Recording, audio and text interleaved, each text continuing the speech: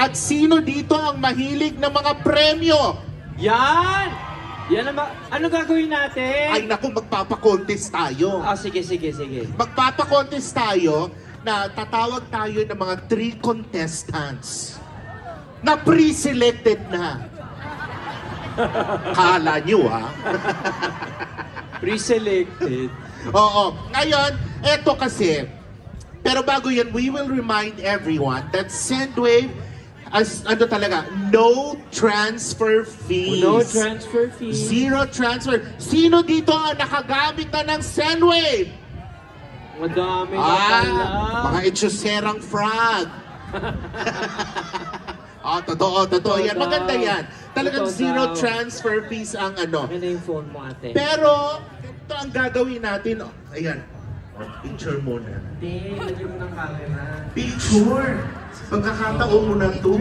Nandito pala si Vice. Hindi si Vice yan! Hindi pa si Vice. Si April Boy lang. Oh, smile! Smile! Oh, ayan. Di ba? Okay. Pero nga, gaya nga ng sabi ko, paano kuya kung isali natin ang mga kataga ng Sendwave sa isang kanta? Okay. Okay? Tawagin natin tong Karaoke Challenge. Karaoke. No fee, no worries. Kaya Okay. tawagin na natin ang ating mga contestants. Contestants, akyat! Hello. Asa na ba yung mga batang yan? Wow. Si Coco Martin pala to. Oh, diba? Ay, Diyos ko, may fans club! Hi.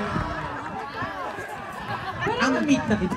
Ang gaganda at ang gwagwapo naman ito. So, kilalanin natin isa-isa. Okay. Gusto mong mauna? What's your name, darling? My name is Camille. Camille. Camille, what's your family name? Amoyan. Amoyan. Amoya? Mabango kaya? Oo. Amoya? Oo. Taga saan si Camille? San Francisco. Yes, San Francisco represent. Yes, o sunod naman, mukhang obvious na obvious. In full blue. Jimmy? GB. GB? As in Graham Bell. GB? Ano ang pinili mo? GB? Mamamamay Jerona. GB Girona? Wow. Spanish? Ay, akin to ha, akin to. May action star tayo mo. Ipakilala natin ang isa sa mga alagad ng Batang Quiapo. Pangalan? Jonathan Accordo.